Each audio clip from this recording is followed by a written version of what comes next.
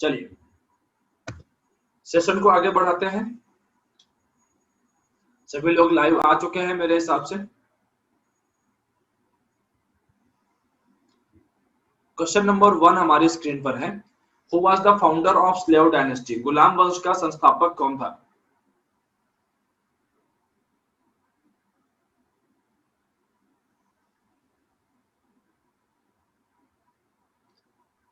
बताइए भाई, who was the founder of slave dynasty? गुलाम वंश का संस्थापक कौन था?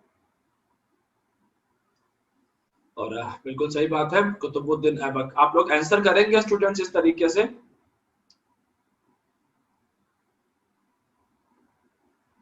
आप 1 का A B C D इस तरीके से आपको आंसर करने हैं, लाइक दिस।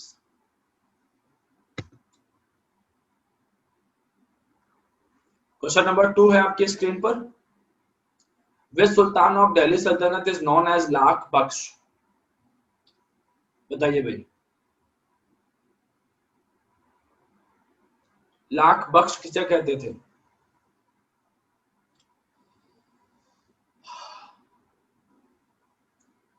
चेष्टा सोच लो।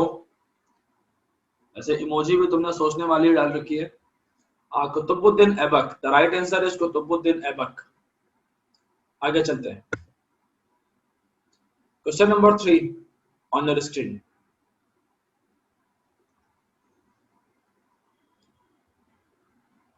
जरा ध्यान से देख लेना, नहीं पूछा गया है not, did not contribute.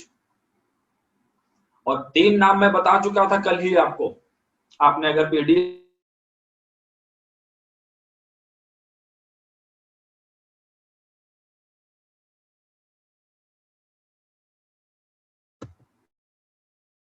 Question number 4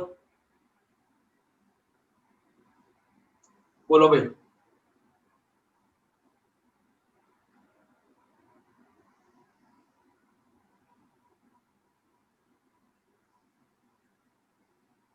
Qutubuddin Aibak की कैपिटल। चलिए बहुत अच्छी बात है भाई, सबके जवाब आ गए। आर्यन, हर्षिता, अवनी, यतीश, ऋषिका, आयुष, अनिकेत, संतोष।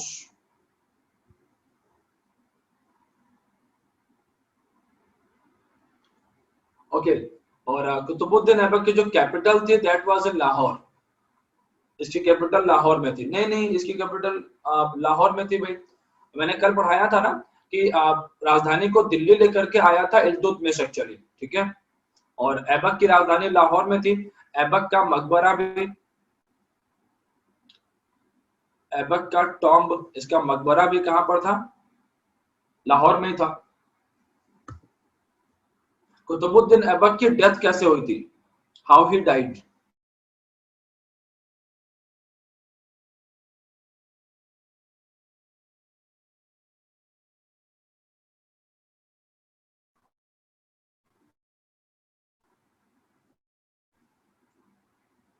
ओके, और देख के बताओ भाई।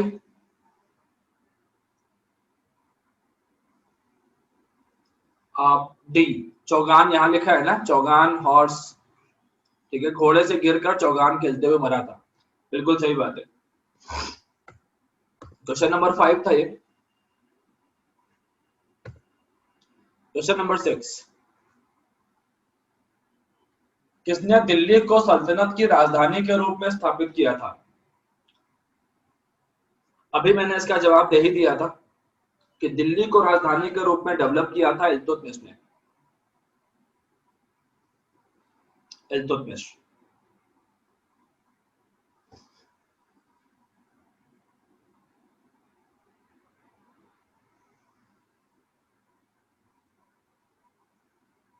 ओके, आगे चलते हैं। Question number 7। The first Muslim ruler of Delhi. Delhi का पहला मुस्लिम शासक।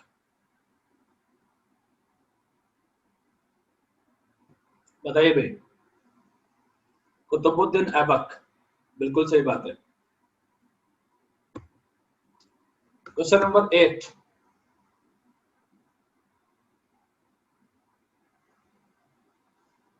Who was called a slave of a slave? गुलाम का गुलाम किसे कहा जाता है?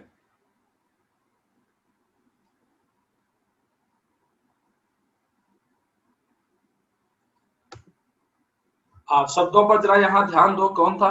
चेस्टा। आप ये रूलर लिखा हुआ है, सुल्तान की तो बात ही नहीं की मैंने शासक की बात की है, ठीक है? तो शासक के तौर पर तो ऐबक ही था ना, सुल्तान का टाइटल नहीं लिया था इसने। पीयूष ये क्लास कल हुई थी, कल का लेक्चर था ये। गुलाम का गुलाम किसे कहते हैं? कल ही पढ़ाया था, इल्तुतमिश की बात मैंने कल की थी आप लोगों से। बताओ भाई। अच्छा, अब तो बता ही दिया मैंने जवाब। इल्तुतमिश गुलाम का गुलाम कहा जाता है भाई। इल्तुतमिश जो है ऐबक का गुलाम था, और जो ऐबक था वो अपने आप में गुलाम था किसका? गौरी का। तो मोहम्मद गौरी का गुलाम ऐबक, तो ऐबक खुद भी गुलाम, ऐबक का गुलाम इल्तुतमिश, तो गुलाम का गुलाम। ठीक है भाई? हाँ बिल्कुल Ridham, we are getting your messages. आप पीयूष कल 9:30 से क्लास थी, 9:30 से लेक्चर लिया था मैंने कल। ओके, और क्वेश्चन नंबर 9 है, दिल्ली का कौन सा सुल्तान, which sultan of Delhi was a contemporary of Mongol leader Genghis Khan या चंगेज खान? हिंदी में चंगेज खान, गंगीज खान। ठीक है, कल ही पढ़ाया था यार, जब मैंने कहा था कि ये हमारे बॉर्डर तक आ गया था और हमारा जो भारत में जो राजा शासन कर रहा था दिल्ली में, वो जाके बात करता है, समझाता है कि आप चले जाओ इधर से। ठीक है, आप मैं अपनी जमीन का इस्तेमाल आज के खिलाफ नहीं होने दूंगा। सारा कहानी बताई थी पूरी मैंने आपको। And the person was Iltutmish. Iltutmish, ठीक है भाई। क्वेश्चन नंबर 10, ये आज पढ़ाऊंगा मैं आपको। Today we will discuss this topic, आज बात करेंगे। और घड़ी, हाउस टैक्स, इसको इम्पोज करने वाला बंदा था अलाउद्दीन खिलजी। चरी घड़ी करी, ठीक है। अच्छा भाई, चलिए, तो ये 10 क्वेश्चन हमने कर लिए, ठीक है। I hope so practice session आपने एंजॉय किया होगा, ठीक है, आपका रिवीजन हो गया होगा, ठीक है।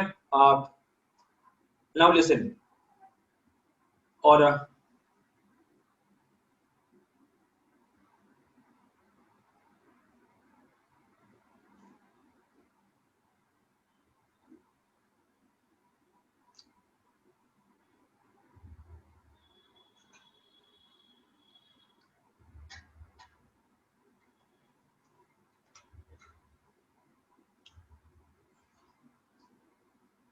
यार कल 9:30 से मेरी क्लास हुई थी ना।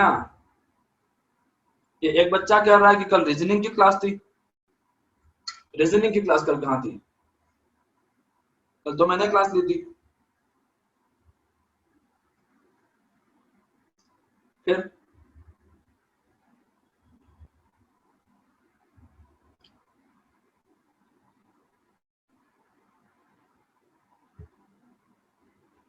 ओके, रीजनिंग की क्लास तो 11:30 से थी। Okay okay okay.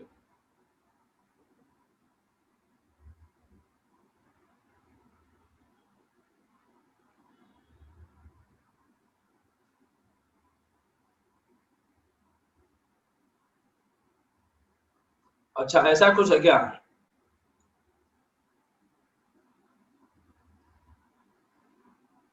अच्छा, पहले रीजनिंग वाले सर दिख रहे थे, फिर मेरी वीडियो आई। Okay okay okay. अब वो हो जाता है कई बारी, स्केड्यूल पर जब कभी ध्यान नहीं जाता। ठीक है, एक दो बार मेरे साथ भी हुआ है कि किसी दूसरे टीचर की क्लास में मैं पहुंच गया।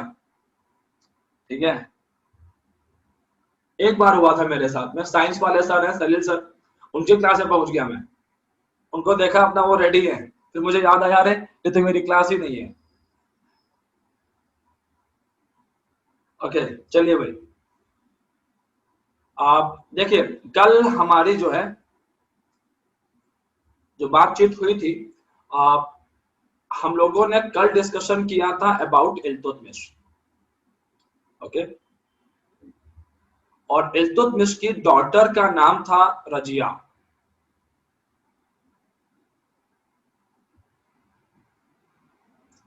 इसकी डॉटर का नाम था रजिया। अच्छा, कल मैंने इल्तुतमिश के बारे में एक पॉइंट आपको बताया था। ही फाउंडेड ग्रुप ऑफ 40 नाइट्स। याद है कि भूल गए आप लोग?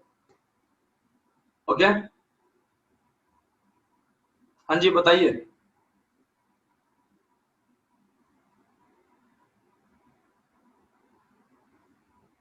हाँ, बहुत अच्छे। ओके, चालीसा दल, वेरी गुड भाई। 40 नाइट्स।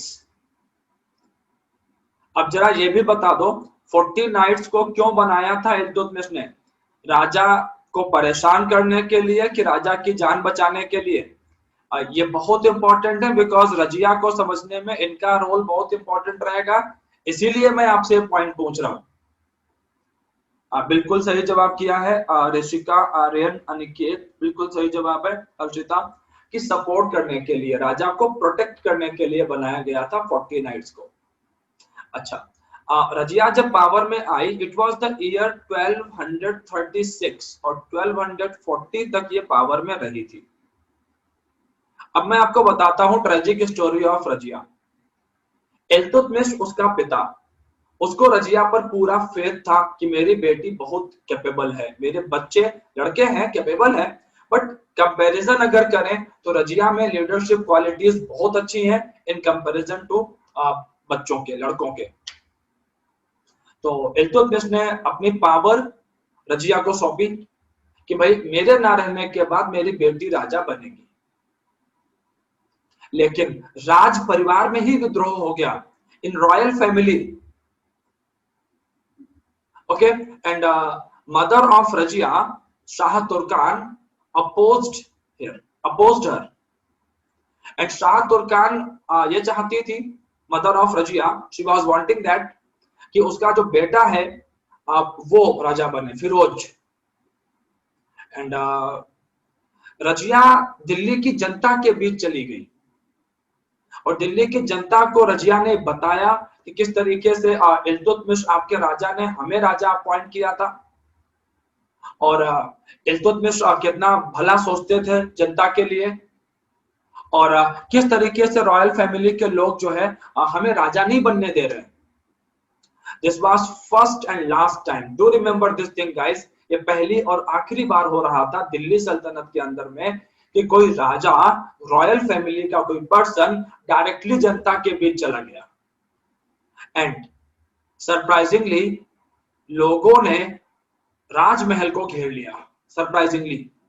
और रॉयल फैमिली के लोगों को यह डर लग गया कि अगर हमने रजिया को राजा नहीं बनाया तो हो सकता है कि यहाँ पर आउटब्रेक हो जाए, यहाँ रिवॉल्ट हो जाए, विद्रोह हो जाए। 40 नाइट्स जो कि राजा के बड़े करीब हुआ करते थे, ये लोग इस हालात को क्लोजली ऑब्जर्व कर रहे थे। और 40 नाइट्स के दिमाग में एक आइडिया आया। क्या आइडिया आया? 40 नाइट्स को लगा, देखो पावर किस तरीके से बदलती है ना, पावर किस तरीके से अपना रुख बदलती है, ये आपको दिखेगा यहाँ पे। मैं आपको बड़ा आसान सा एग्जांपल देता हूँ। ये दिल्ली में एक जगह है शाहीन बाग, कल सुप्रीम कोर्ट का वर्डिक्ट भी आया है उसके बारे में। अच्छा खैर वो एक अलग मैटर है, हमें केवल अपने हिस्ट्री को समझने के लिए इसको एक एग्जाम्पल के तौर पे यूज करना है। इसको आप किसी के ओपिनियन या कुछ भी और मत समझिएगा कि कैसे जब वो प्रोटेस्ट वहां पर चल रहा था सोशल मीडिया पे, और क्या क्या कुछ नहीं चल रहा था, अलग अलग पार्टी के लोग कुछ कुछ कह रहे थे कि ये गलत लोग हैं, ये ऐसे कर रहे हैं, दुनिया भर की बातें हो रही थी। और फिर उन्होंने एक पर्टिकुलर पार्टी की मेंबरशिप ले ली और वो सब लोग ठीक हो गए। अभी वो लोग कंप्लीटली देशभक्त हैं। एक्चुअली यहाँ पर देशद्रोही और देशभक्त जैसा कोई शब्द है ही नहीं इन मामलों में। इन मामलों में देश शब्द को तो बदनाम किया जा रहा है। इसमें यह होना चाहिए पार्टी भक्त और पार्टी विरोधी, कि आप मेरी पार्टी के साथ हैं या मेरी पार्टी के अगेंस्ट में हैं, बस। तो ये सत्ता है, वही मैं आपको दिखा रहा हूं यहाँ पे 40 नाइट्स के माध्यम से कि 40 नाइट्स जो है ना, ये पावर सीकर्स है भैया। इनको इल्तुतमिश ने बनाया था, ठीक है, लेकिन अब उनको लग रहा था कि यार अपॉर्चुनिटी है। अभी उनके दिमाग में क्या आया? 40 नाइट्स के 40 नाइट्स के दिमाग में आइडिया आया कि यार अगर हम रजिया को राजा बना दें तो ये तो एक लेडी है। और अब देखो महिलाओं के प्रति पुरुषों की सोच भी यहाँ पर आपको दिखेगी। एक जो वो पुरुषवादी मानसिकता है मध्यकाल की, मेडिवल इंडियन मध्यकालीन मानसिकता जो है, वो भी आपको दिखेगी। और ये जो मेडिवल मेंटेलिटी है पूरी दुनिया में थी। पूरी दुनिया के अंदर में महिलाओं को सेकेंडरी सिटीजन ही मानते थे। महिलाओं ने अपने संघर्ष के लिए एक लंबी लड़ाई लड़ी है, तब जाकर के उन्हें कुछ अधिकार प्राप्त हुए हैं। यू कुडंट बिलीव दिस, आप बिल्कुल यकीन नहीं कर पाएंगे इस बात पर कि किस तरीके से कपड़ों को लेकर के भेदभाव होते थे, कि महिलाओं की जो कपड़े वो पहनती थी उसमें पॉकेट, जो टेलर्स हुआ करते थे वो पॉकेट तक नहीं लगाते थे कि आपको पॉकेट की जरूरत क्या है। मतलब पॉकेट के लिए भी संघर्ष करना पड़ा है। तो आजकल की लड़कियों को, महिलाओं को जो चीजें आसानी से मिल जा रही है ना, उसके लिए पहले की महिलाओं ने संघर्ष किए हैं। रजिया, रजिया के बारे में 49 के लोग पता क्या सोच रहे थे कि ये तो लड़की है, ये क्या चलाएंगी शासन, शासन तो हम चलाएंगे। और उन्होंने रजिया को सपोर्ट कर दिया इसी लालच में आकर के। But Razia was very capable और उन्होंने इंडिपेंडेंटली शासन करना शुरू किया। और जब रजिया ने इंडिपेंडेंटली शासन करना शुरू किया तो 49 के लोग परेशान हो गए कि अरे यार ये क्या गड़बड़ हो गई इनसे। तो अच्छा, अभी 49 के लोगों ने कॉन्स्पिरेसी करनी स्टार्ट करी कि रजिया को हम कैसे हटाएं। अच्छा, अभी रजिया ने ना कुछ ऐसे स्टेप लिए जिन्होंने 49 के लोगों को और प्रोवोक कर दिया। क्या स्टेप्स थे वो, तो मैं आपको बताता हूं। एक्चुअली रजिया ने एक स्लेव था, एक गुलाम था, याकूत। याकूत ही वाज अ स्लेव, ये एक गुलाम था, अफ्रीकन गुलाम था ये। कुछ इतिहासकार कहते हैं कि रजिया का इसके साथ में अफेयर भी था। अब सच्चाई क्या है वो एक अलग मैटर है, एग्जाम में आएगा भी नहीं। वो तो चलते फिरते ऐसे बातें बता दिया मैंने आपको। कुछ बातें ऐसी भी आती है जो एग्जाम में नहीं आती है, but that is the part of story, बतानी पड़ती है। अच्छा, तो याकूत अफ्रीकन गुलाम था और रजिया ने इसको अमीर ए आखूर बना दिया। आखूर का मतलब है हॉर्स। क्या मतलब हुआ इसका, एक्चुअली उस समय ट्रांसपोर्टेशन का जो सबसे बड़ा मीडियम थे वो क्या थे, घोड़े थे। तो घोड़ों का डिपार्टमेंट बाकायदा होता था। घोड़ों को खरीदना है, बाहर से मंगाना है, सेंट्रल एशिया से घोड़ों का रख रखाव करना है। भाई युद्ध के अंदर में अगर आपके घोड़े मजबूत हैं तो आप बढ़िया से परफॉर्म कर पाओगे, अगर घोड़े मजबूत नहीं हो तो फिर दिक्कत हो जाएगी आपको। तो घोड़े बड़े इंपॉर्टेंट थे। तो रजिया ने अमीर आखूर का जो पोस्ट था ये याकूत को दे दिया कि घोड़ों का पूरा डिपार्टमेंट आप संभालेंगे। अच्छा, और इसको 49 के लोगों ने अपना अपमान समझा, इंसल्ट समझी कि एक गुलाम को इतना इंपॉर्टेंट पोस्ट ऑफर कर दिया, हमको नहीं दिया। और यहीं से कॉन्स्पिरेसी स्टार्ट होती है रजिया के अगेंस्ट में। यहीं से कॉन्स्पिरेसी स्टार्ट होती है रजिया के अगेंस्ट में। आप एक व्यक्ति था Altunia. Altunia he was governor of Bathinda.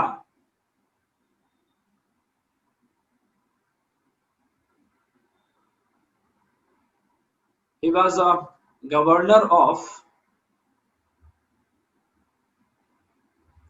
Bathinda. और अल्तुनिया को 49 के लोगों ने भड़काया कि तुम विद्रोह कर दो और रजिया को जो है मार दो और बदले में तुम्हें हम खूब सारा पैसा देंगे, एरिया देंगे। अल्तुनिया ने रिवॉल्ट किया, रजिया को भेजा गया विद्रोह को खत्म करने के लिए। और अल्तुनिया के पास पूरी जानकारी थी रजिया के बारे में। और ऑब्वियसली जब सामने वाली आर्मी को पूरी जानकारी है आपकी सेना के बारे में तो फिर आप कैसे जीत सकते हैं। याकूत को पहले मार दिया गया, विश्वास पात्र था वो रजिया का, फेथफुल व्यक्ति था उनका। रजिया को कैद कर दिया गया। लेटर ऑन रजिया को यह मालूम चला कि ये पूरी की पूरी कॉन्स्पिरेसी है। और ये कॉन्स्पिरेसी किसने की है, 49 ने। एक्चुअली याकूत की हत्या के बाद रजिया को जब इम्प्रिजन कर लिया गया, कैद कर लिया गया, तो जब नेगोशिएशन हुए तब मालूम चला रजिया को कि ये घटनाक्रम है पूरी की पूरी। और रजिया ने अपना दिमाग लगाया। रजिया ने याकूत को ऑफर किया।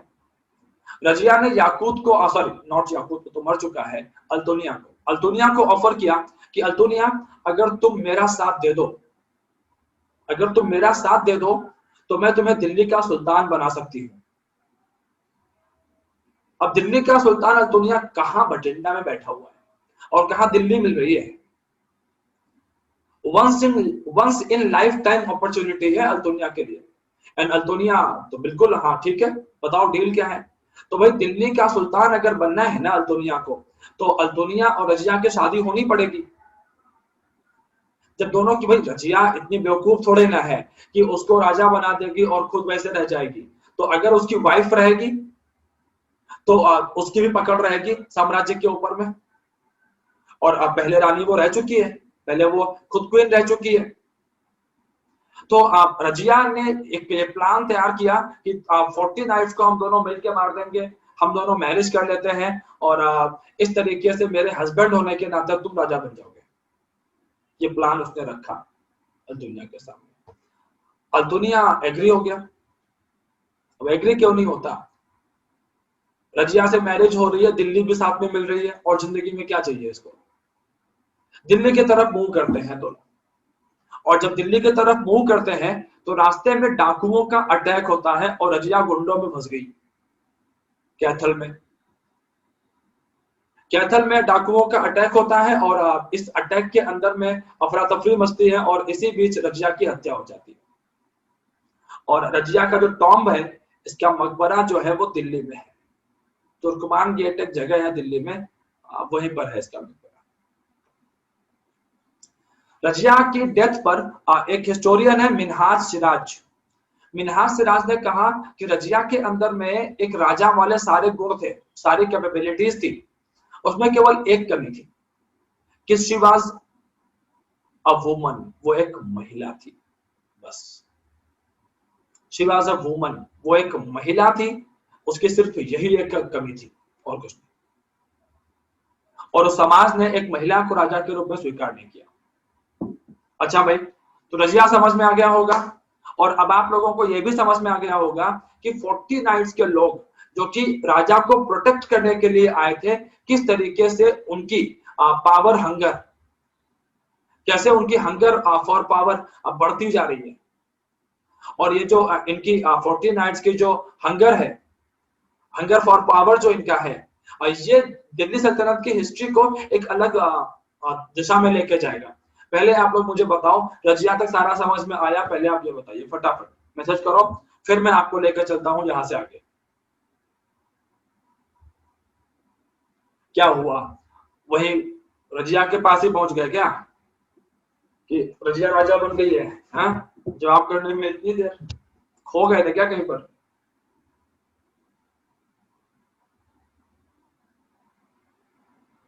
अच्छा, खो गए थे।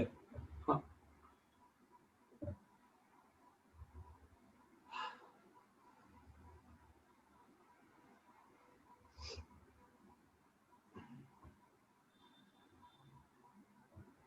चलिए आगे चलते हैं। अब देखिए, after the death of Razia, ठीक है, 1240 में रजिया की डेथ होती है। 1240 से लेकर के 1266, 26 इयर्स तक दिल्ली में जो भी रूलर्स आए थे, but they were puppet in the hand of 40 knights. और 1266 में 40 नाइट्स को खत्म करके पावर में आया बलबन। जी हाँ, बलबन इस बात को बहुत बढ़िया से समझ रहा था कि 40 नाइट्स के लोग जब तक हैं, ये दिल्ली में हमें काम नहीं करने देंगे। And surprisingly Balban was also a member of 40 knights, but उसकी पावर ज्यादा बढ़ गई थी और उसने अपनी पावर को यूज करके 40 नाइट्स को खत्म किया। अब एग्जाम में क्वेश्चन निकलता है, who ended group of 40 knights? अंत किसने किया? जवाब क्या होगा? Balban. And who founded group of 40 knights? Iltutmish. Question ध्यान रखना, दो क्वेश्चन हो गए यहाँ पे। बलबन का टाइटल था उलूग खान। उलूग खान एक ब्रेव, मतलब इसका मतलब होता है बहादुर, ब्रेव। और अब बलबन के साथ में भी प्रॉब्लम है। क्या प्रॉब्लम है? क्योंकि बलबन भी एक जमाने में इल्तुतमिश का स्लेव था। तो अब जरा आप चैन समझ रहे हैं, चैन कहां तक पहुंच गई? ऐबक का स्लेव इल्तुतमिश है और इल्तुतमिश का स्लेव कौन है? बलबन है। तो अब इसके ऊपर भी ठप्पा लगा है गुलाम का। वही प्योरिटी ऑफ ब्लड की कहानी आ जाएगी सामने। बलबन ने इन सारी समस्याओं का ना एक समाधान निकाला और उसने जो है जो धार्मिक बातें हैं, रिलीजियस जो थिंकिंग है, उसको मिसयूज करना, मिसयूज ही बोलेंगे भाई धर्म का। अगर आप राजनीति में इस्तेमाल कर रहे हैं, राजनीति करने के लिए आप रिलीजन इस्तेमाल कर रहे हैं, then उसे तो हम लोग रिलीजन का मिसयूज ही कहेंगे। वो स्टार्ट किया इसने। नंबर 1, इसने अपने आप को रिलेट किया फारस के पर्शिया। पर्शिया मतलब आज का ईरान। ईरान में एक बड़ा पावरफुल रॉयल डायनेस्टी था, अफरासियाब। और अफरासियाब रॉयल डायनेस्टी के लोगों के बारे में हिस्टोरियंस कहते हैं कि जो अफरासियाब रॉयल डायनेस्टी के लोग थे वो इतने ज्यादा पावरफुल थे कि हेवनली एकदम। अफरासियाब रॉयल फैमिली जो ईरान की थी, इनके बारे में कहते थे कि वो स्वर्ग से उतरे हुए लोग थे। और जरा आप सोच के देखो कि अगर बलबन अपने आप को यह कहेगा कि मैं अफरासियाब रॉयल फैमिली का हूं, तो बलबन के ब्लड के ऊपर में क्या कोई क्वेश्चन रेज करेगा? जरा बताइए, जल्दी बताओ कि बलबन अगर अपने आप को अफरासियाब रॉयल फैमिली से जोड़ेगा तो उसकी ब्लड की प्योरिटी पर क्या कोई क्वेश्चन रेज करेगा? कोई क्वेश्चन रेज नहीं करेगा। Ayush, it's all about power यार, इट्स ऑल अबाउट पावर। अब अगर मैं तुमसे कहूं कि आपकी एक डीजीपी या कई सारे डीजीपी पुलिस के लोग ये चुनाव कैसे लड़ लेते हैं, गवर्नर कैसे बन जाते हैं, एमपी एमएलए कैसे बन जाते हैं, आर्मी का जनरल आके एमपी एमएलए बन जाता है, कैसे बन जाता है? तो it's all about political connections my dear, कि आप पॉलिटिकली कितना कनेक्टेड है। सारी चीजें होती है वैसे ही, जैसे आज होती है वैसे तब भी होती थी। ओके चलिए भाई, तो मेरे हिसाब से समझ में आ गया होगा, इतना कोई बहुत बड़ा रॉकेट साइंस नहीं है इसके अंदर में। अब वो बिहार के डीजीपी साहब हैं, वीआरएस ले लिए हैं, साफ साफ समझ में आ रहा है कि वो चुनाव लड़ेंगे। अब टिकट मिले ना मिले जो भी हो वो एक अलग मैटर है बात का।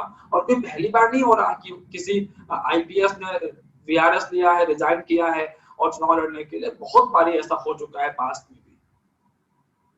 और उनका अगर आप हिस्ट्री उठा करके देखेंगे तो मालूम चल जाएगा कि वो पॉलिटिकली कितना जबरदस्त कनेक्टेड रहे।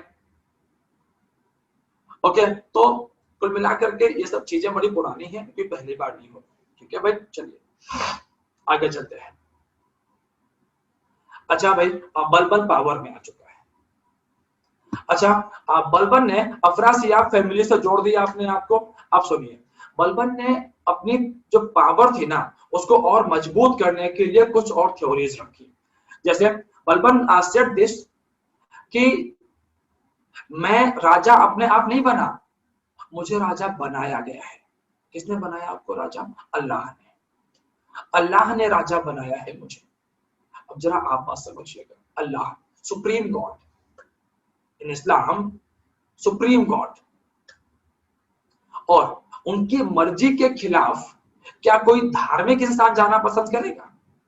जो धार्मिक इंसान है क्या उनकी मर्जी के खिलाफ जाना पसंद करेंगे? एक लिसन, जब झूठ को भी ना फुल कॉन्फिडेंस में कहा जाता है तो वो सच लगता है। एडोल्फ हिटलर का एक मिनिस्टर था गोएबल्स। और गोएबल्स का काम पता क्या था? गोएबल्स का काम था हिटलर के फायदे के लिए झूठ फैलाना। जी हाँ, और उसके नाम से ही एक प्रोवर्ब चल निकला इंग्लिश में, गोएबल्स लाई। गोएबल्स लाई, इसका मतलब क्या होता है कि झूठ को चीख चीख कर बोलिए, फुल कॉन्फिडेंस में बोलिए, 100 बार बोलिए, सच लगेगा। ऐसे ही होता है। तो अभी अल्टीमेटली यहाँ पर है क्या चीज कि बलबन ने बोला कि मुझे अल्लाह ने भेजा है तुम्हारा ध्यान रखने के लिए। तो जो लोग धर्म को बहुत फॉलो करेंगे वो तो इसकी बात तुरंत मान लेंगे। अच्छा, कुछ ऐसे लोग भी होंगे ना, कुछ इस सबका दिमाग तो नहीं जो है एकदम से बंद हो जाएगा, कभी नहीं होता। सब तो भक्त नहीं बन जाएंगे ना किसी के, सब तो गुलाम नहीं बन जाएंगे ना किसी के, ब्लाइंड फॉलोवर नहीं बन जाएंगे ना किसी के। उसका दिमाग चलेगा और वो कहेंगे झूठ बोल रहा है। तो बलबन ने उनका इलाज किया। बलबन ने ऐसे लोगों के लिए पॉलिसी अपनाई, ब्लड और आयरन। कौन सी पॉलिसी? Blood and iron. देखिए स्क्रीन पर। और ब्लड एंड आयरन की पॉलिसी ये कहती थी कि जो भी मेरा विरोध करेगा उसको मैं खत्म कर दूंगा स्वार्ड से, तलवार से। और राज्य की स्थापना होती है बलिदान से। खून देना पड़ेगा, बलिदान देना होगा। समझ गए? Policy of blood and iron, this was a very brutal policy, very very brutal policy. Okay, आगे चलते हैं। और इसने अपना ऑरा और मजबूत किया। When he called himself Niyabat Khudai, it means messenger of God, messenger of God, ईश्वर का दूत। जिल्ले इलाही, जिल्ले इलाही का मतलब है शैडो ऑफ गॉड, ईश्वर की छाया, शैडो ऑफ गॉड। आप लोगों को कुछ बात समझ में आ रही है कि बलबन ने किस तरीके से धर्म का कितना जबरदस्त मिसयूज किया है पॉलिटिक्स के अंदर में अपने काम करने के लिए। और एक तरफ ये धार्मिक बातें कर रहा था और दूसरी तरफ ये उतना ही ब्रूटल भी था। He was very powerful and brutal. A very deadly combination. A very deadly combination.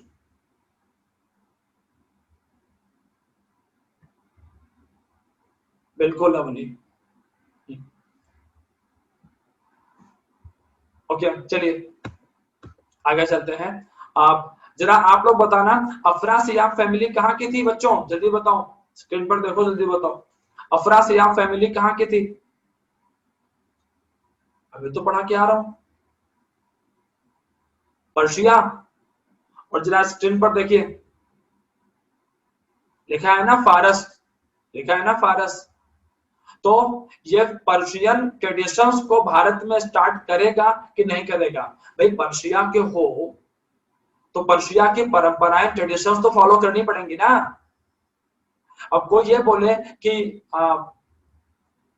मेरे मॉम डैड बंगाल से हैं, मैं बंगाल का रहने वाला हूं और बंगाली नहीं आती, लोग हंसेंगे ना, अरे बंगाल का रहने वाला बंगाली नहीं आती।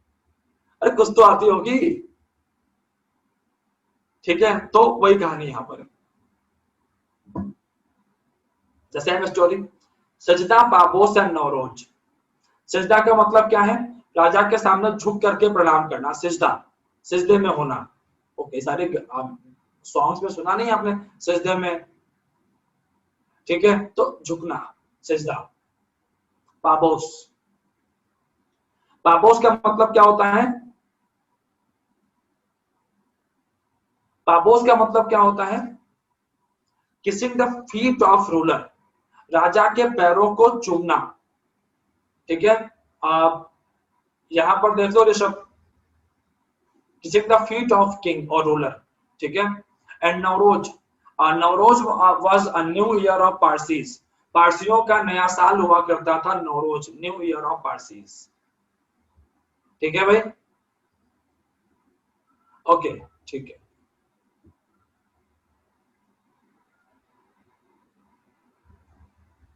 ठीक है, ओके, चलिए आगे चले हम लोग यहां से। Let's move on. आप भारत में जो भी रतन टाटा जैसे हैं, साइरस मिस्त्री हैं, ये सब पारसी फैमिली के लोग हैं। और फारसी या पारसी धर्म का जो उदय है वो ईरान में हुआ था। और जब ईरान के अंदर में जो है इस्लाम की एंट्री हुई, तो फिर पारसी कुछ वहां रह गए, कुछ ने वो छोड़ दिया ईरान, और वो बड़ी संख्या में ना भारत आ गए थे। और भारत में जो हमारा गुजरात का क्षेत्र है, जो बॉम्बे का क्षेत्र है, इसके अलावा कर्नाटका का एरिया है, वहां पर बड़ी संख्या में पारसी रहते हैं, ईरान में भी रहते हैं, ठीक है? तो अभी है क्या चीज ना, पर्शियन कल्चर और इस्लामिक कल्चर में कई सारी चीजें ना सेम मिलेंगी आपको। ओके, तो वो इतनी बड़ी डिबेट नहीं है, ठीक है? वो लोगों के अपने मानने पर होता है, वो निजी मुद्दा होता है, हमें उस पर बहस या डिबेट की आवश्यकता नहीं है। चलिए आगे चलते हैं।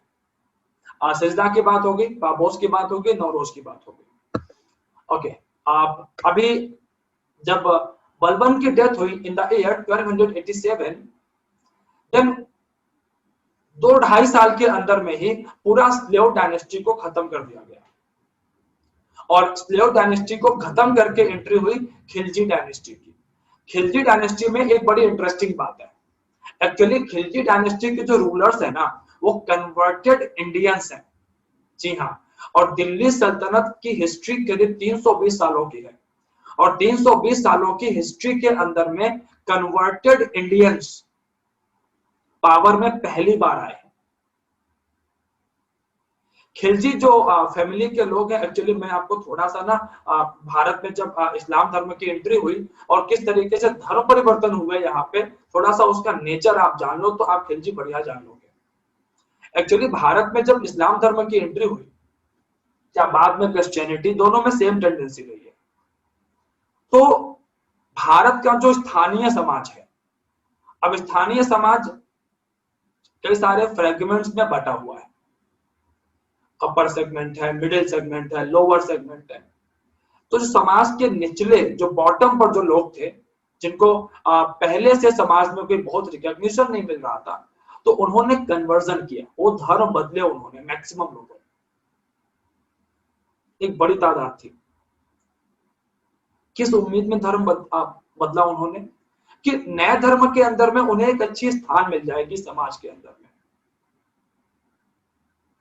अच्छा भाई, तो ये एक नॉर्मल चीज है, इसमें कोई बहुत बड़ा वो चीज नहीं है कि आप समझे कि तो बड़ा गजब बात हो गई।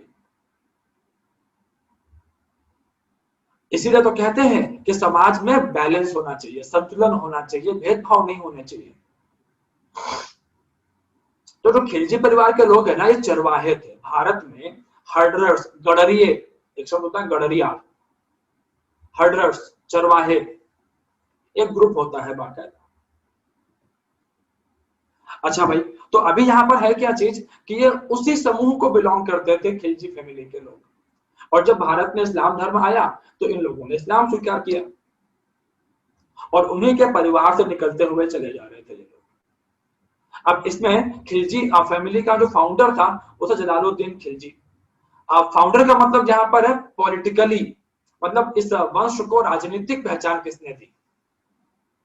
भाई आप अब सिंपल समझो ना, जैसे कि आप कोई मिस्टर XYZ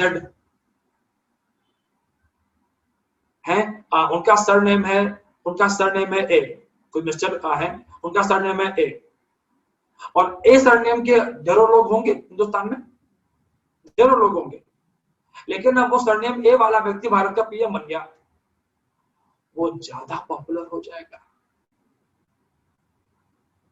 कितने ढेर सारे गांधी है, मेरी गली में भी रहते हैं। और मजे की बात है कि मुझे उनका फुल नेम तो नहीं पता है, लेकिन शॉर्ट नेम में नेम प्लेट पे लिखा है MK Gandhi. MK Gandhi short name में। तो अभी यहाँ पर है क्या चीज कि ढेरों गांधी है, लेकिन भाई जो सबसे पॉपुलर गांधी है वो तो महात्मा गांधी है। वही कहानी यहाँ पर है, जलालुद्दीन खिलजी। इसका रियल नेम था मलिक फिरोज।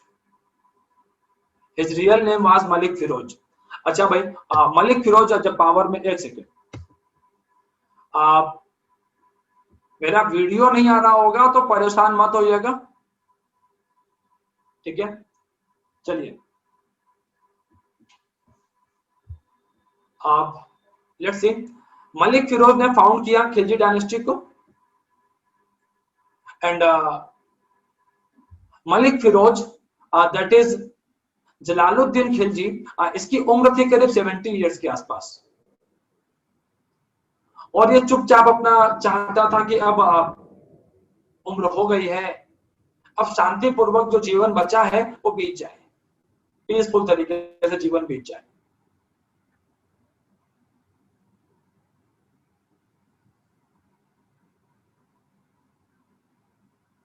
अच्छा भाई, but Alauddin Khilji he was very aggressive, and Alauddin Khilji का प्लान यह था कि हम पावर को अपनी आगे बढ़ाएंगे। अलाउद्दीन खिलजी का प्लान यह था कि हम एक बड़ा एम्पायर स्टैब्लिश करेंगे। अच्छा, वो यंगस्टर है, उसकी एज कम है, मलिक फिरोज की एज और इसकी एज बहुत अंतर है। और जब जब जलालुद्दीन खिलजी इस बात के लिए एग्री नहीं हुआ, तो अलाउद्दीन खिलजी ने अपनी चचेरी बहन से मैरिज करी कि चाचा ससुर बन जाएगा तो शायद मान ले, फिर भी नहीं माना। अच्छा, इसी बीच अलाउद्दीन खिलजी ने बंगाल के ऊपर में अटैक किया था, वहां से काफी धन संपत्ति प्राप्त करी थी। और जलालुद्दीन खिलजी को उसने मैसेज किया कि आप जरा यहाँ पर आ जाएं और एक बारी आकर के जो है हम लोग बातचीत करते हैं, और ये जो धन संपत्ति जो प्राप्त करी है, ठीक है, ये धन संपत्ति आप जो है यहाँ से ले जाएं। अच्छा भाई, अच्छा, तो अभी अल्टीमेटली यहाँ पर है क्या चीज कि जलालुद्दीन खिलजी मिलने के लिए पहुंचता है अलाउद्दीन खिलजी को, और जलालुद्दीन खिलजी जो है जब अलाउद्दीन खिलजी के साथ में था और ये लोग गंगा में नौका विहार के लिए गए हुए थे, तो वहीं पर किसी बात पे बहस हो गई और अलाउद्दीन खिलजी ने जलालुद्दीन खिलजी की हत्या कर दी। और पावर में कौन आया? पावर में आया अलाउद्दीन खिलजी, भारतीय इतिहास का, मध्यकालीन भारतीय इतिहास का सबसे कंट्रोवर्शियल राजा। और अलाउद्दीन खिलजी की पर्सनालिटी को आपको दो हिस्सों में तोड़ के समझना पड़ेगा, अदरवाइज बड़ी कंफ्यूजन हो जाएगी। एक तो वो है जो आप बाहर चलता है, मूवीज वगैरह में देखा आपने, मूवी वगैरह में देखा आपने, और एक वो है जो एकेडमिक्स में चलता है, जो जो क्लासरूम में चलता है, हिस्ट्री के लेक्चर रूम में चलता है। तो इस बात को समझने के लिए ठीक है, ये ठीक है, जरा एक सेकेंड रुको, मुझे टाइम पीरियड देखने दो इनके। ये भी ठीक है, 90 से 96, 90 से 1320, ठीक है, 96 से 16, 20 साल इसके थे, ठीक है, परफेक्ट। 20 जो आखिरी के 4 साल थे उसमें अलाउद्दीन का बेटा बेटा आया था। अलाउद्दीन का टाइम 16 तक ही था, 16 में इसकी हत्या हुई थी। ठीक है, चलिए जरा शुरू करते हैं भाई, जरा स्क्रीन पर देखिए। अब वैसे आप लोग यहाँ भी देख सकते हो। अच्छा, मैंने वो कल वाली क्लास में होगा, कल वाली क्लास में टाइम पीरियड जरा मैं एक बार सबके मिला दूं, 36 to 40, ठीक है, ठीक।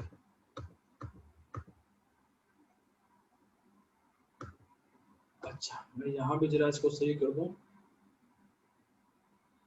1290, 30 इयर्स का टाइम पीरियड है इसका। कल मैंने बताया था आपको 30 साल।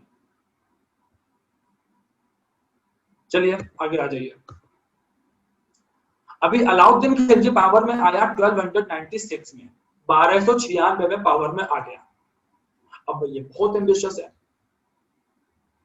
और अलाउद्दीन खिलजी को समझने के लिए आप दो लेवल पर समझिएगा, आप as individual, as an individual, और as an administrator.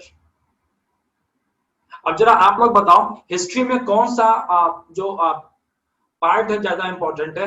As an individual, व्यक्तिगत तौर पर, पर्सनल लाइफ ज्यादा इंपॉर्टेंट है, या एज एन एडमिनिस्ट्रेटर, कौन सी पॉइंट ज्यादा इंपॉर्टेंट है? जरा ये बताओ मुझे।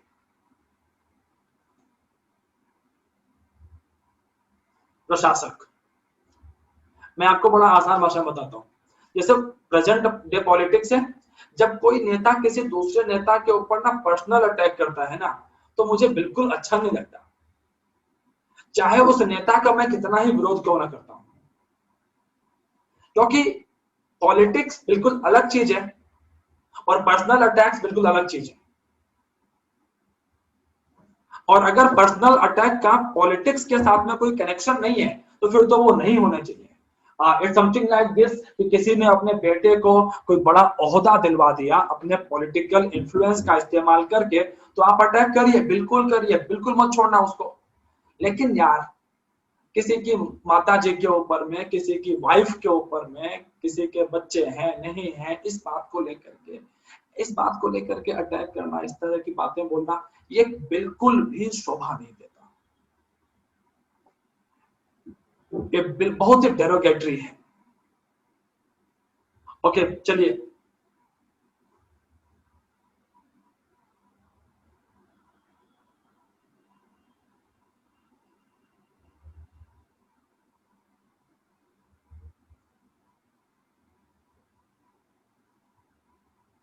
आगे चलते हैं। सो हम लोग बात करते हैं जरा। मैं पहले प्रशासक के रूप में बात करूंगा अलाउद्दीन खिलजी की, एडमिनिस्ट्रेटर के रूप में बात करूंगा क्योंकि वही इंपॉर्टेंट है। बाद में आप लोग चाहेंगे या बीच बीच में हल्का फुल्का पॉइंट आता ही रहेगा इंडिविजुअल के बारे में, वो भी आप देख लीजिएगा। ठीक है भाई, चलिए शुरू करते हैं भाई। बहुत इंपॉर्टेंट है अलाउद्दीन खिलजी एग्जाम के लिए, बहुत बहुत इंपॉर्टेंट है। ये अपने आप को कहता था सिकंदर ए सानी। जैसे सिकंदर ने दुनिया का एक बहुत बड़ा हिस्सा जीता था ना, तो अलाउद्दीन खिलजी का भी प्लान था कि हम दुनिया का एक बहुत बड़ा हिस्सा जीत लेंगे। अच्छा भाई, मलिक काफूर एक गुलाम था, वेरी पावरफुल। मलिक काफूर एक ट्रांसजेंडर था, ठीक है, और ये अलाउद्दीन खिलजी के दरबार में मौजूद था। और मलिक काफूर को उस समय 1000 सोने के सिक्कों में खरीदा गया था।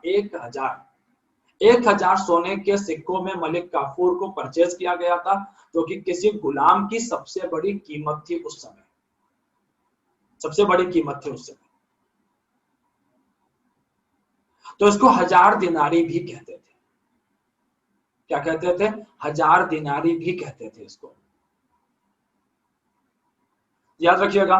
Malik Kafur was present in the court of Alauddin Khilji and 1000 Dinari, this was another name of Malik Kafur. अब मैं आपको जरा और बातें बताता हूं।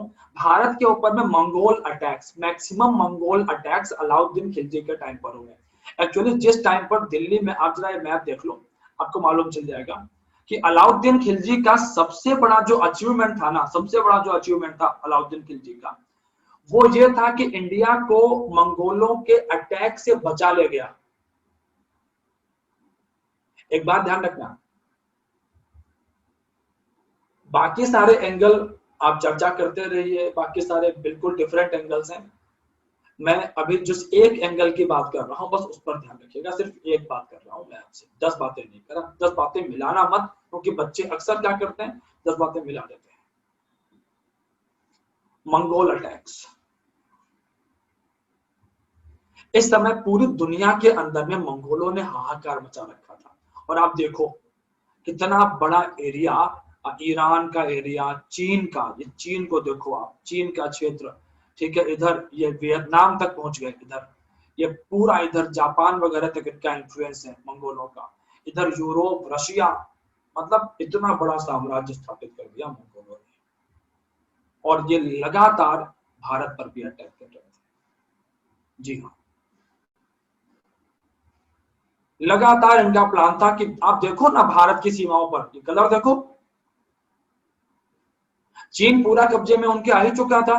अब जरा आप लोग बताओ कि मंगोल बहुत बड़ा खतरा थे कि नहीं थे? जरा पहले आप ये बता दो मुझे एक बार। इस मैप को देख के आपको मंगोलों के हमले का जो एक भयानकता है वो समझ में आ रही है आपको? ओके, अलाउद्दीन खिलजी के समय में करीब 30-40 अटैक हुए हैं मंगोलों के। 29 अटैक की तो बाकायदा लिस्ट मिलती है।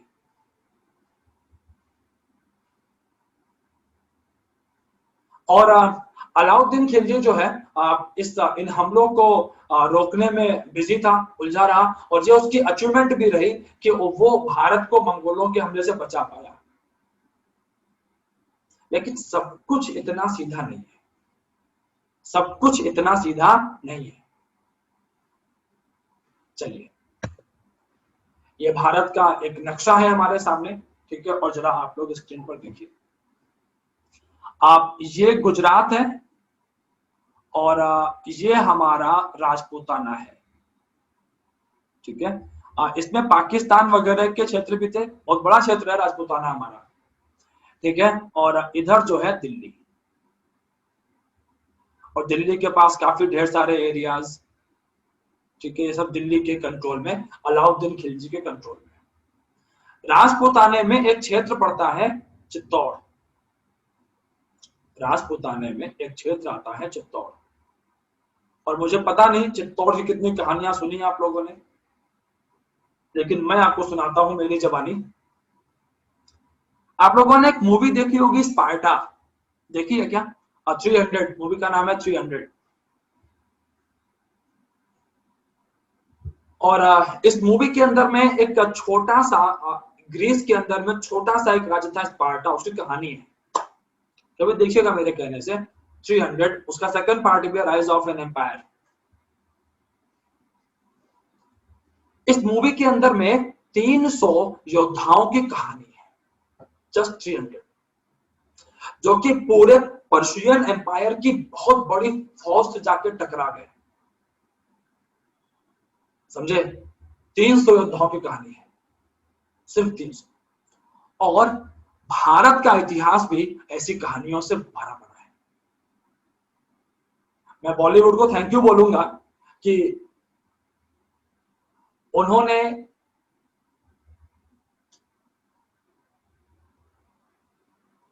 केसरी मूवी के माध्यम से सिख रेजिमेंट के जलवे आप तक पहुंचाए।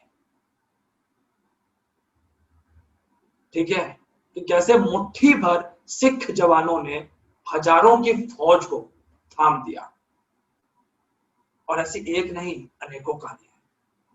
मैं चित्तौड़ लेके चलता हूं, जरा स्क्रीन पर देखिए, एक सेकंड रुकिए।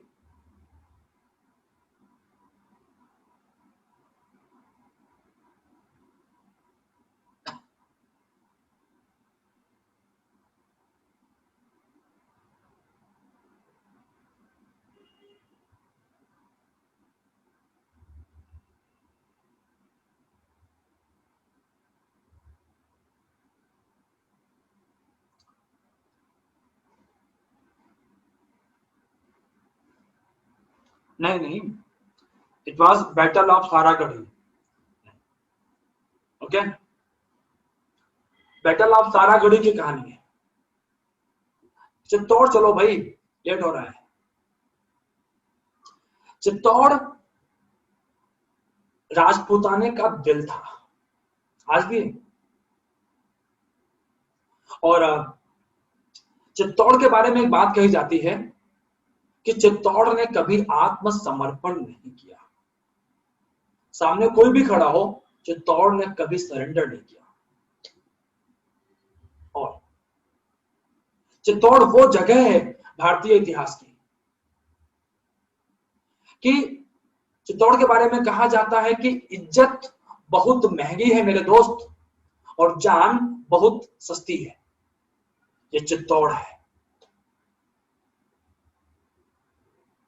और जब अलाउद्दीन खिलजी चित्तौड़ को कैप्चर करने की कोशिश करता है, तो क्या आपको लगता है कि चित्तौड़ सरेंडर करेगा? बिल्कुल नहीं करेगा। और चित्तौड़ दिल्ली के लिए कितना इंपॉर्टेंट है, ये मैं आपको बताता हूं। अभी मैंने बताया मंगोलों के अटैक्स हो रहे थे लगातार, और मंगोलों के अटैक्स कहां से? पश्चिम से तो हो रहे हैं। मंगोलों के अटैक पश्चिम से ही हो रहे हैं। और एक सेकंड रुको जरा बच्चों, अभी ठीक है। हाँ भाई, मंगोलों के अटैक पश्चिम से हो रहे हैं, और चित्तौड़ से दिल्ली की बनेगी नहीं। इसके अलावा भारत में जो घोड़ों का जो पूरा व्यापार था, वो गुजरात के रास्ते होता था, हॉर्स ट्रेडिंग। भाई घोड़े मध्य एशिया से मंगाए जाते थे, और जब घोड़े मध्य एशिया से मंगाए जाएंगे और रास्ते में राजपूताने का क्षेत्र है, तो राजपूताना यहां पर भी दिक्कत करेगा। जरा आप बताइए कि बिना चित्तौड़ पर कब्जा किए दिल्ली का राजा क्या सुरक्षित महसूस कर सकता है? जरा आप ये बताइएगा।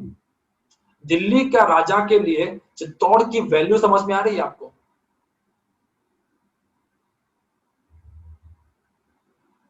और चित्तौड़ की बात मैंने बता दी है आपको कि Chittor will never ever surrender. क्या शानदार इतिहास है। अच्छा भाई, चलिए अब क्या हुआ। अलाउद्दीन खिलजी अटैक ऑन चित्तौड़, 1302-3 का समय था। एंड राणा रतन सिंह, मैं आपको बता दूं कि हरबंस मुखिया साहब बताते हैं कि राणा रतन सिंह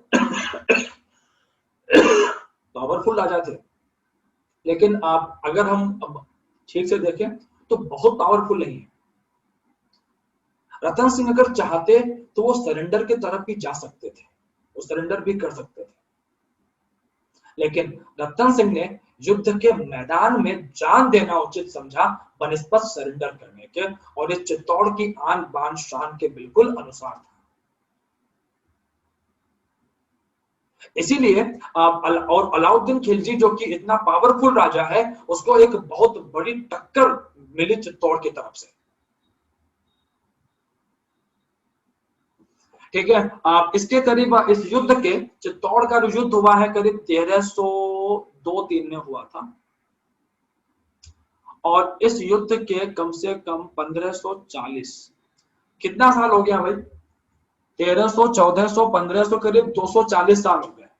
करीब 200-250 साल के बाद में एक ऑथर आए, एक लेखक आए, मलिक मलिक मोहम्मद जायसी, और मलिक मोहम्मद जायसी ने एक पुस्तक लिखी पद्मावत, और उसके अंदर में उन्होंने एक लव ट्रायंगल, एक लव स्टोरी कहानी लिख दी पूरी की पूरी, और उसी पर वो मूवी आई थी। हिस्टोरियंस यहाँ पर ये कहते हैं, इतिहासकारों का बता रहा हूं मैं, कि ये कहानी में कुछ गड़बड़ है, लेकिन इसको लोग नकार भी नहीं पाते हैं और लोग स्वीकार भी नहीं कर पाते हैं, तो इसमें भावनाएं दो भागों में बट जाती हैं। ठीक है, तो मैंने आपको केवल वो हिस्सा बताया है जो एकेडमिक्स का है, और हमारे जो पूरा डिस्कशन है वो एकेडमिक्स तक है, वो एग्जाम तक सेंटर्ड है, दैट्स इट। ठीक है, इससे आगे की चर्चाएं फिर कभी कभी किसी दूसरे प्लेटफॉर्म पर। ठीक है, चलिए, तो एग्जाम के लिए इतना ही आवश्यक था। अब कुछ और पॉइंट्स आप लोग देखो, फटाफट आगे बढ़ते हैं।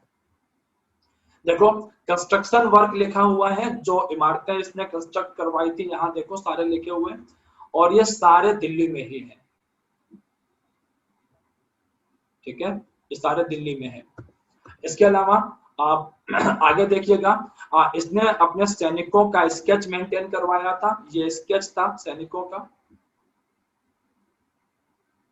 ताकि सैनिकों को आइडेंटिफाई किया जा सके।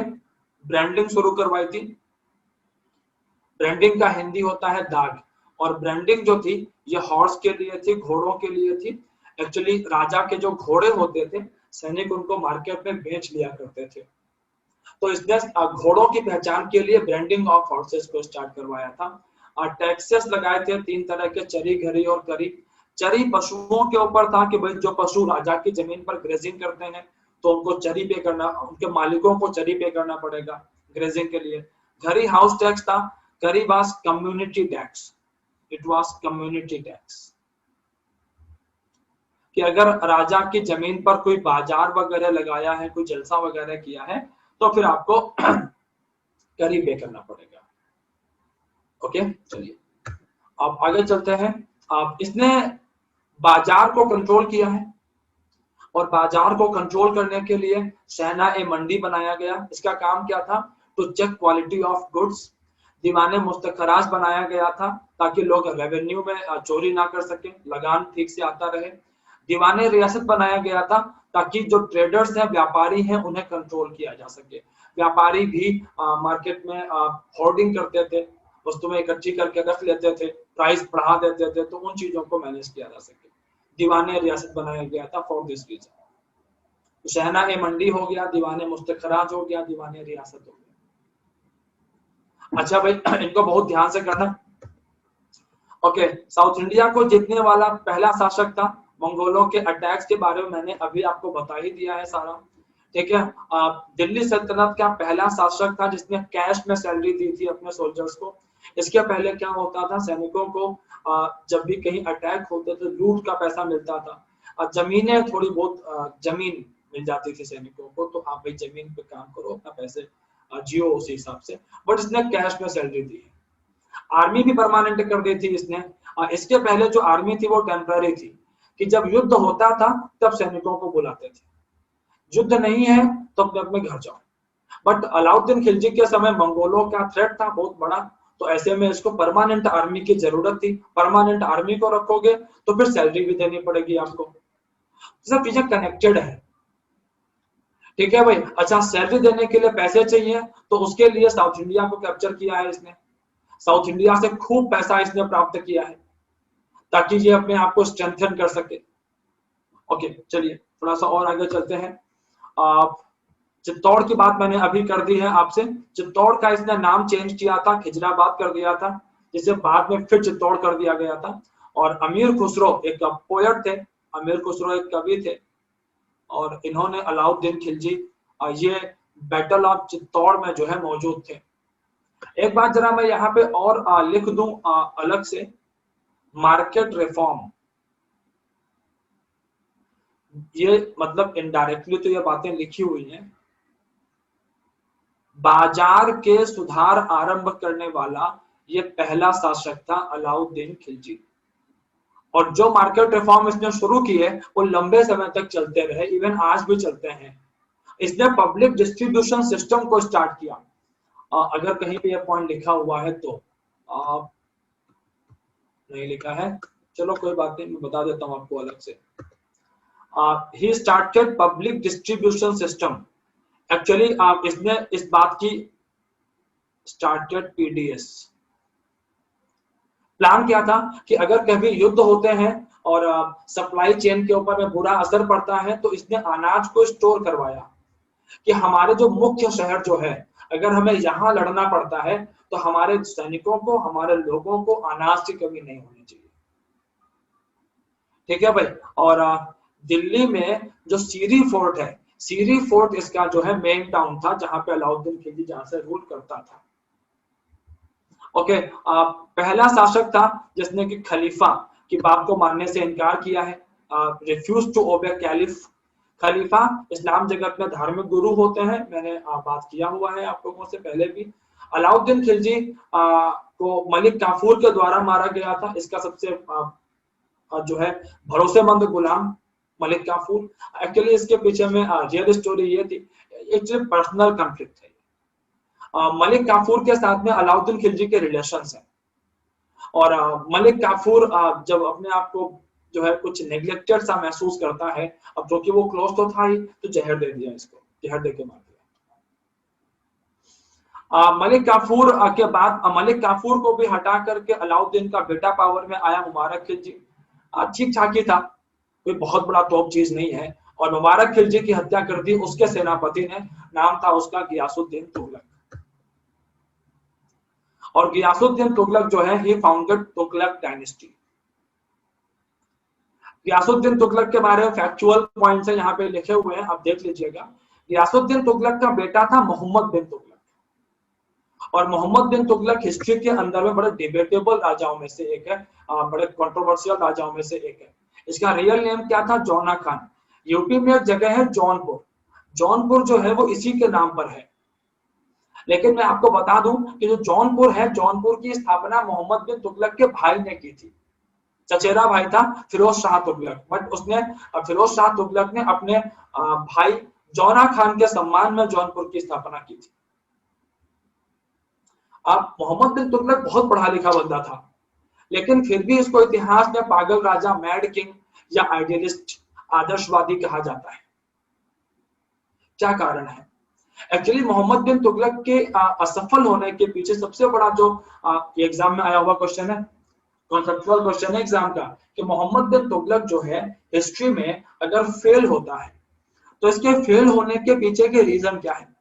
तो इसके फेल होने के पीछे के जो रीजन थे वो ये था कि पॉलिसीज तो, प्लान तो बड़े अच्छे अच्छे बनाए, लेकिन वो प्लान ठीक से इंप्लीमेंट नहीं हुए। तो ध्यान रखिएगा कि प्लान्स का इंप्लीमेंटेशन सही नहीं किया इसने, एंड दैट्स व्हाई हिस्ट्री में इसे मैड किंग, पागल राजा या आदर्शवादी राजा के तौर पर जाना जाता है। अच्छा, अब कौन कौन से प्लान है जरा बात करते हैं उसकी भी। उसके पहले जरा बात करेंगे एक ट्रेवलर की, जो कि इसके समय में भारत आया था, और जो ट्रेवलर था इब्न बतूता। इब्न बतूता जो है ये मोरक्को से इंडिया आया था। मोरक्को अफ्रीकन कंट्री है, मोरक्को अफ्रीकन कंट्री है, ठीक है भाई। और इब्न बतूता जो है ये अफ्रीका से भारत आया था। और इसने एक बुक लिखी थी रहला, रोट अ बुक रहला। और मोहम्मद बिन तुगलक ने इब्न बतूता को दिल्ली का काजी, धार्मिक न्यायाधीश, काजी का मतलब धार्मिक मामलों में न्याय करने वाला, ये अपॉइंट किया था। हालांकि बाद में इब्न बतूता से किसी बात पे नाराज हो गया था, कुछ कंफ्यूजन हो गया, तो उसको जेल में भी डाल दिया था। हालांकि बाद में जेल से आजाद भी किया था इसको। अच्छा, अभी मोहम्मद बिन तुगलक जो है इसने एग्रीकल्चर के डेवलपमेंट के लिए एक डिपार्टमेंट बनाया, दीवाने कोही। पूछा गया क्वेश्चन है एग्जाम का, दीवाने कोही या अमीर कोही, अमीर कोही भी कहते हैं इसको।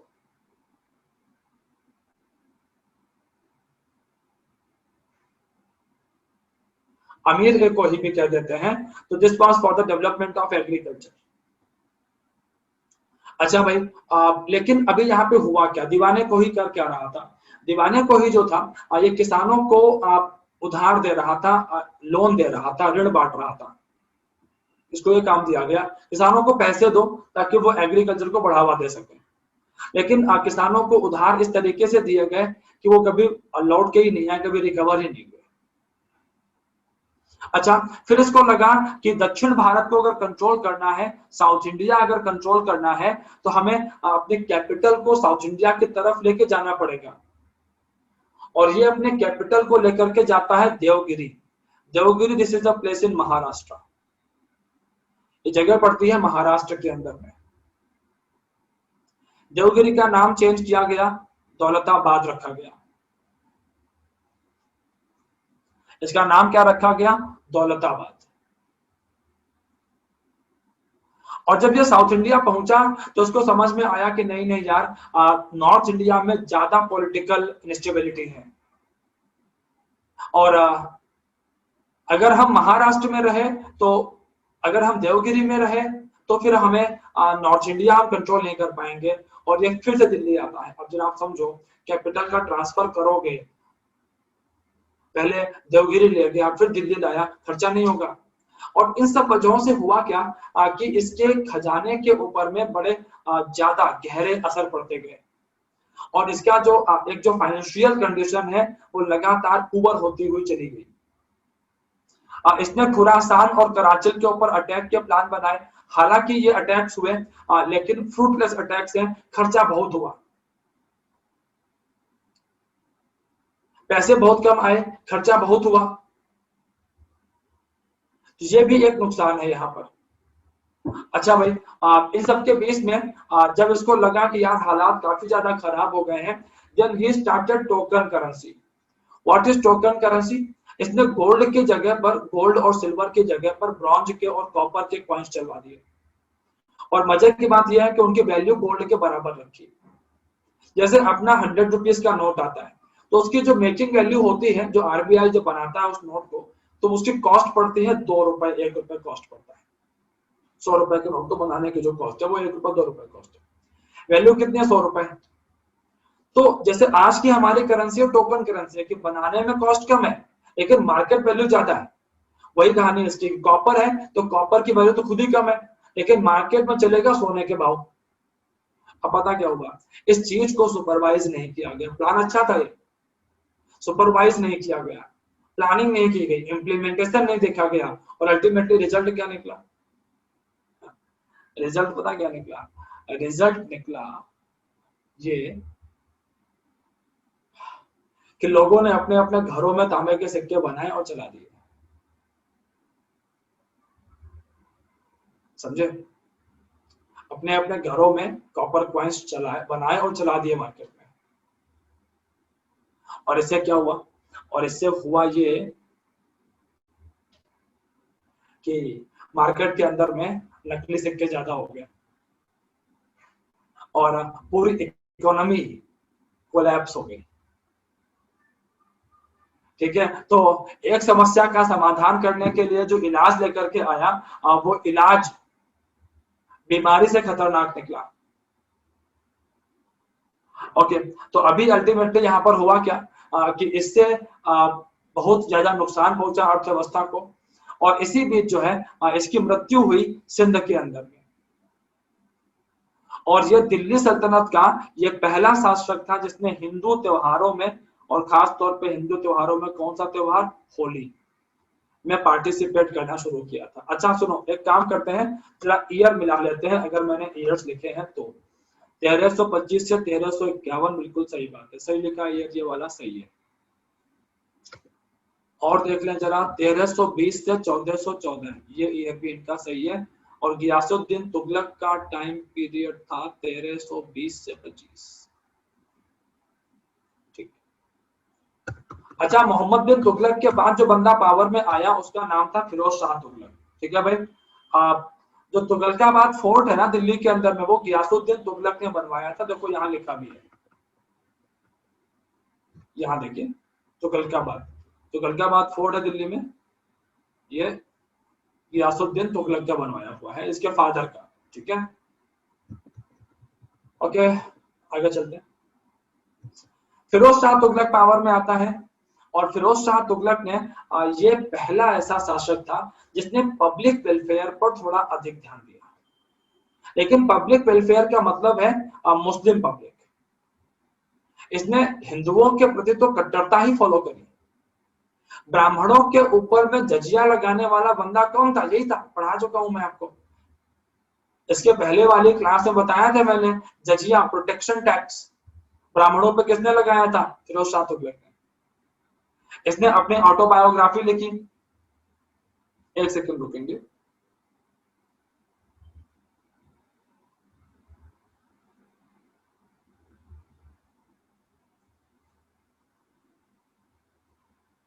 इसने अपनी ऑटोबायोग्राफी लिखी फुतुहात फिरोज शाही के नाम से।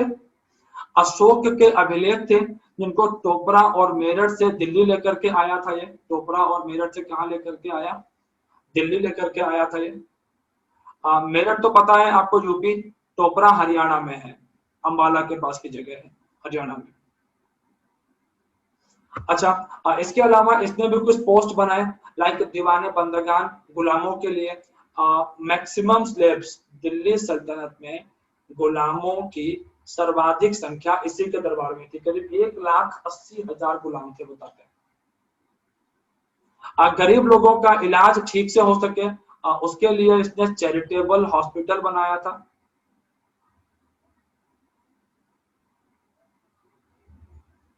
चैरिटेबल हॉस्पिटल बनाया था इसने, धर्मार्थ चिकित्सालय बनाया था।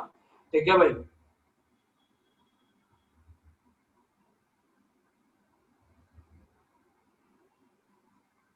और गरीबों की मदद करने के लिए इसने दीवान एक खैरात नाम का जो है, हाँ बिल्कुल कर लीजिए। ठीक है, और आप एक सेकंड रुकिए बच्चों, एक सेकंड रुको, जरा पोल कर लेते हैं, पोल कर लीजिए।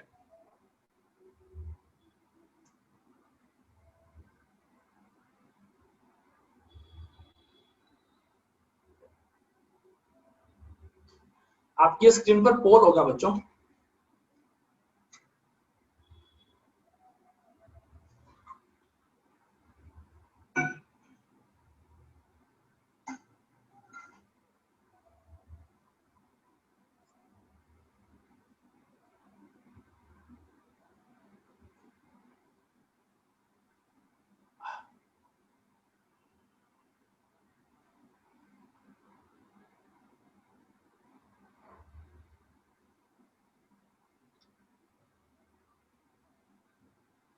अरे नहीं नहीं अम्मी, ऐसा कुछ नहीं है।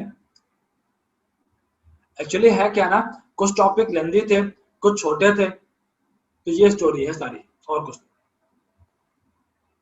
ठीक है Rishika, okay Yatish.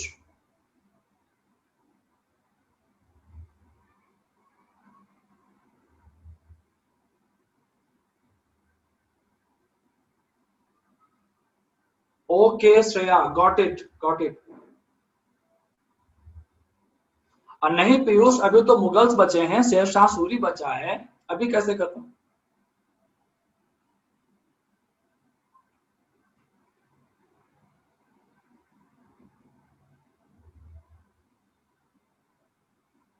Okay Rishabh, got it. Shreya हमारी टीम से बात कर लीजिए, इस रिगार्डिंग मैं नंबर भेज देता हूं आपको।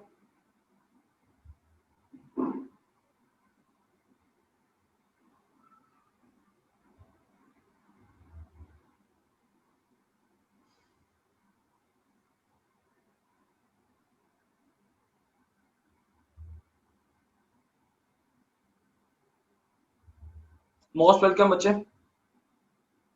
आप इनसे बात कर लीजिएगा, तो आई होप सो ये आपकी प्रॉब्लम को रिजॉल्व कर देंगे, ठीक है।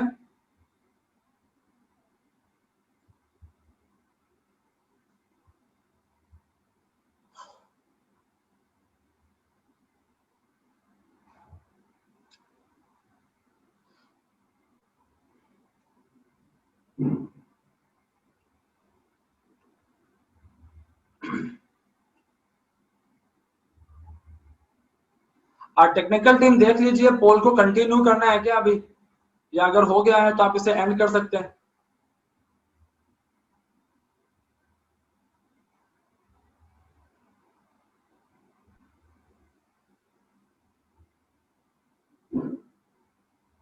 टेक्निकल टीम, मेरी आवाज जा रही है आप लोगों को? तो if it is completed then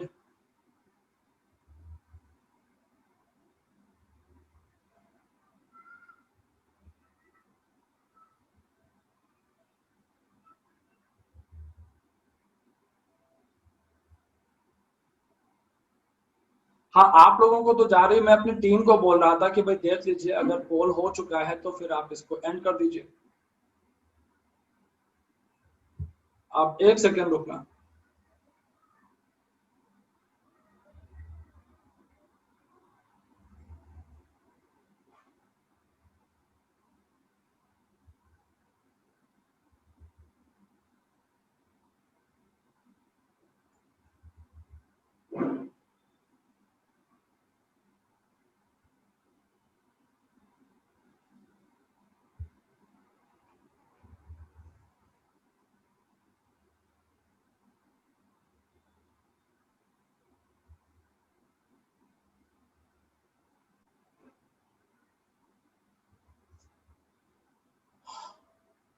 okay, आप लेट्स मूव ऑन। ओहो, एक सेकेंड रुकना।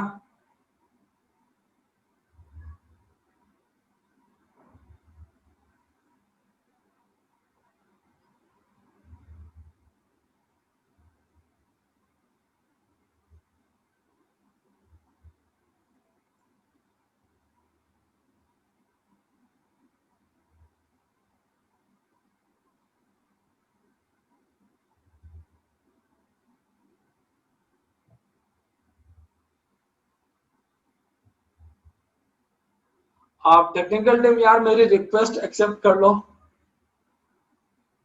मैं लॉग आउट हो गया था।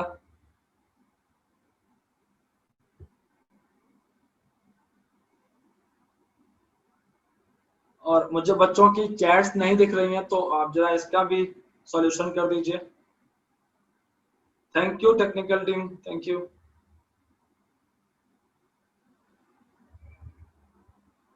Fine, so we were discussing about post formation by Firoz Shah Tughlaq. दीवाने बंदगान जो गुलाम थे इसके दरबार में, जो है उनको मैनेज करने के लिए charitable hospital to help poor, दीवाने खैरात, इस तरीके से इसने काम किए। एंड दैट्स व्हाई हिस्टोरियंस ने इसको बोला है अकबर ऑफ दिल्ली सल्तनत। ओके, काफी सारे छोटे छोटे पॉइंट्स हैं बच्चों, बहुत ध्यान से करिएगा इसको एग्जाम में, ठीक है, कोई मिस्टेक मत करना। गाइज आप लोग फैकल्टी चैट पर मैसेज कर सकते हैं मुझे, वो अभी अवेलेबल है। अरे ऋषभ छोड़ो ना उसे, तुम भी फालतू की बातों में लग जाते हो। अच्छा भाई, आप दिल्ली सल्तनत के अंदर में आप इस सबसे ज्यादा संख्या में नहरें, maximum number of, highest number of canals इसी ने बनवाई थी।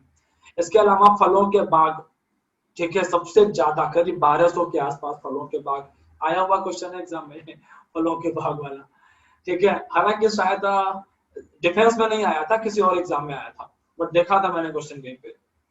अच्छा, तैमूर ने इंडिया पर अटैक किया 1398। तैमूर जिसने जो कि समरकंद, उज्बेकिस्तान में जगह पड़ती है समरकंद, वहां का शासक था।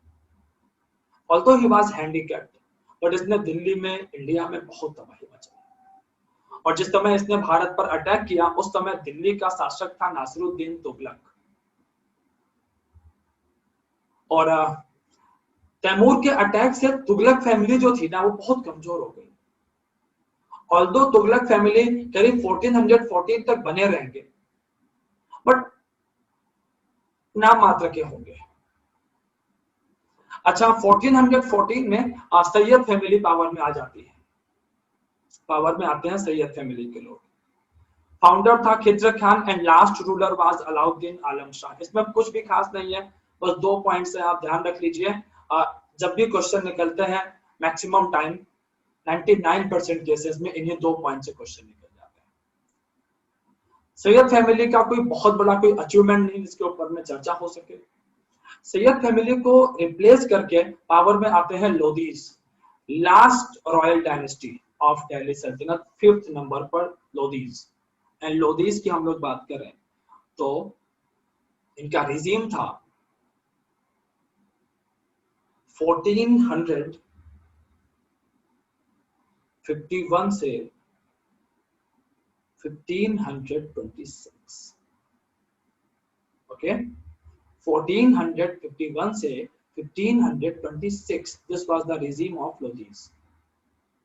Founder was Behlol Lodi. Okay,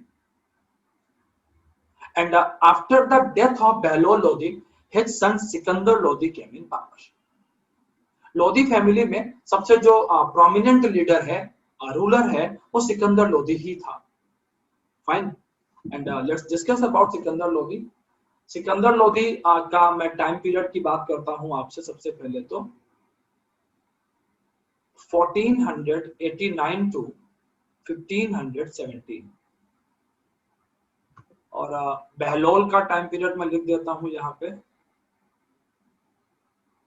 1451 to 1489।